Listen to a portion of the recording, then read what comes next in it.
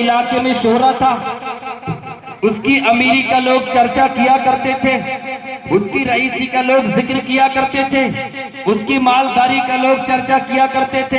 ایسا امیر زادہ حضرات محترم اپنی شہرت پر ناز کرنے والا، اپنی دولت پر غرور و گھمنڈ کرنے والا، حضرات محترم اپنی نظروں میں کسی چھوٹے کو نہ لانا، کسی غریب کو حقارت کی نظر سے دیکھنا، کسی غریب کو محتاج بیکار سمجھنا، حضرات کیڑوں مکوڑے سمجھنا کہ ہم ہیں تو کچھ بھی نہیں ہے۔ یاد رکھو پیارے مسلمانوں، جب شداد جیسا نہ رہا، جب فرعون جیسا نہ رہا، جب قارون جیسا نہ رہا، ارے ایسے ایسے بادشاہ آئے جو خدائی کا دعویٰ کرتے رہے، جن کے ہاتھ میں تمام دنیا کی کنجی تھی، تمام خزانوں کی چابیاں تھی، ایسے امیر جو پوری دنیا پر حکومت کرتے رہے، ایسے ظالم بادشاہ حضرات جب اللہ نے ان کے گھمنڈ کو چکنا چور کر دیا، ان کی دولت کو مٹی میں ملا دیا، ان کی بنائی ہوئی جنت کو نہ دیکھنے دیا، حضرات ایسے ایسے دولت مند لوگ، ایسے ایسے شہرت یافتہ لوگ جب مر کر مٹی میں مل گئے،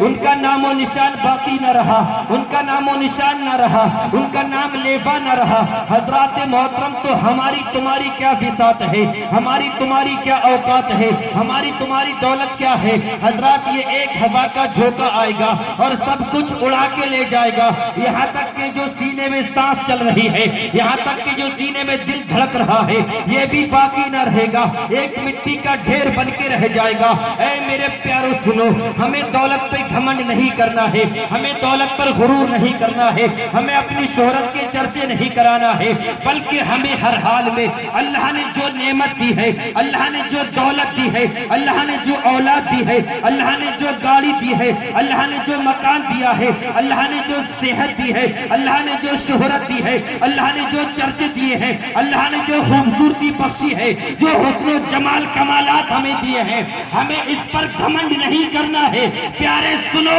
گھمنڈ نہیں کرنا ہے، بلکہ ہمیں ہر حال میں اپنی ان نعمتوں کا جو رب نے ہمیں دی ہے، اپنے رب کا شکر ادا کرنا ہے۔ جتنا کرتے رہو گے اتنے دولت مند بنتے رہو گے، تمہارے دولت میں کمی نہیں آئے گی، تمہاری دولت بڑھتی رہے گی۔ تعالیٰ عنہ سے لوگوں نے پوچھا، اے عثمان غنی یہ تو بتاؤ تم اتنے بڑے امیر ہو، اتنے بڑے امیر ہو اور شروع سے امیر ہو، تمہاری دولت ختم کیوں نہیں ہوتی؟ تمہاری دولت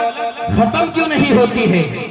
تو حضرت عثمان غنی رضی اللہ تعالیٰ عنہ ارشاد فرماتے ہیں، لوگوں میں نے ایسے سے تجارت کر لی ہے، اس ہستی سے، اس ذات سے تجارت کی ہے کہ میں جتنا خرچ کرتا ہوں، جتنا لٹاتا ہوں، اس سے، اس کے حساب سے 10 گنا زیادہ اللہ مجھے دے دیتا ہے۔ لوگوں نے کہا اتنی غریبوں میں دولت اٹھا دیتے ہو کہ 1000 اونٹ 100 اونٹ جتنی دولت آئی کہ جس کو چاہا دے دیا، مگر پھر بھی دولت میں کمی نہیں۔ ہم سمیٹ کے رکھ رہے ہیں، ایک ایک پیسہ جوڑ کے رکھ رہے ہیں، اپنے پیٹ کو نہیں کھا رہے ہیں، اپنے تن کو پہن نہیں رہے ہیں، اپنے بچوں پر خرچ نہیں کر رہے، پھر بھی آخر ہے کہاں؟ یہ جا کہاں رہی ہے؟ تو جو دولت اکٹھے کرنے میں لگے ہیں، غریبوں کو بھول جائیں، مسکینوں کو بھول جائیں، اللہ کی راہ میں خرچ نہ کریں، اس دولت میں سے برکتیں ختم ہو جاتی ہیں۔ اور جس چیز میں سے برکت اٹھ جائے تو حضرات محترم اس میں کمی ہی کمی آنے لگتی ہے۔ اور اللہ رب العزت چاہے تو ذرے کو آفتاب بنا دیتا ہے، قطرے کو سمندر بنا دیتا ہے۔ ہمیں اس کی ذات پہ بھروسہ کرنا ہے، ہمیں اس بادہ لا شریک کی ذات پہ بھروسہ کرنا ہے، ہمیں اس کی رحمتوں کا شکر ادا کرنا ہے، ہمیں اس کی نعمتوں کا شکر ادا کرنا ہے۔ حضرات محترم خرچ کرنے سے، نیک کام میں دولت لگانے سے کبھی کم نہیں ہوتی ہے۔ کسی بھوکے پیاسے کو کھانا کھلانے سے، پانی پلانے سے، کسی ننگے کو کپڑا پہنانے سے دولت کم نہیں ہوتی ہے، بلکہ اللہ رب العزت اس کے صدقے میں ہمیں اور 10 گنا زیادہ عطا فرماتا ہے۔ حضرات جب وہ وقت کا رئیس تھا، امیر شہر تھا، حضرات ایک دفعہ ایسا ہوا، وہ کچھ بیماری میں مبتلا ہو گیا، اسے کچھ بیماری لگ گئی، بڑے سے بڑے ہاسپٹل میں دکھایا گیا، بڑے سے بڑے ڈاکٹر کو اپنے آپ کو لے جایا گیا۔ حضرات محترم بڑے چیک اپ کیے گئے، حضرات بڑے سے بڑے طبیبوں کو دکھایا گیا۔ حضرات محترم جب चेकअप किए, डॉक्टरों ने जवाब दे दिया तुम्हारे अंदर कैंसर जैसी बीमारी पल रही है, अब तुम्हारा थोड़ा सा वक्त रह गया है, लास्ट स्टेज पर तुम पहुंच चुके हो। बरादरानी इस्लाम, लास्ट सीढ़ी पर तुम खड़े हो, अब तुम्हारी चंद सांसें बाकी है, अब तुम्हारे अंदर जिस्म में जो जान है ये भी जाने वाली है।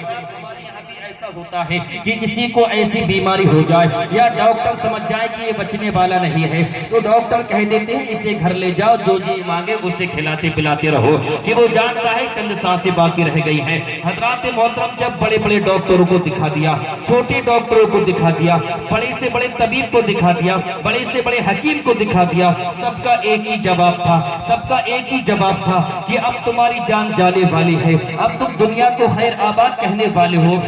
अब तुम दुनिया से रुखसत होने वाले हो, अब तुम्हारे जिस्म में चंद सांसें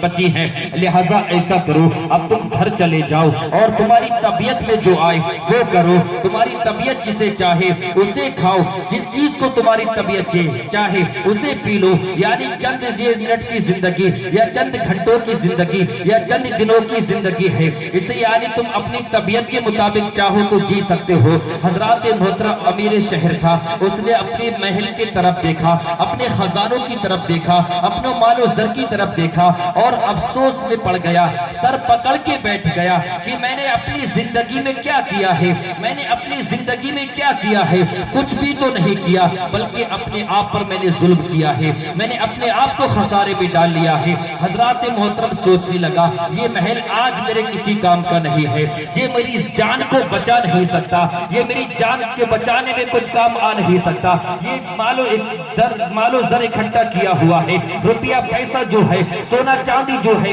आज मेरी किसी काम की नहीं रही है, मेरी जिस्म से सांस निकलने के बाद, रूह निकलने के बाद में यानी सब पराई हो जाएगी, इसे सब लूट खसूट लेंगे। हजरात, ये मेरे काम की नहीं है, जो दौलत मेरी जान ना बचा सके, जो मालो जर मेरी जान ना बचा सके, जो महल मेरे काम ना आ सके। हजरात सोच में पड़ गया, चक्कर में पड़ गया, अफसोस करने लगा कि हाय मैंने क्या किया है, अपने रब की नाशुक्री अदा करता रहा, मालो जर इकट्ठा करता रहा, किसी गरीब का भला कर देता तो सवाब में लिखा जाता, किसी गरीब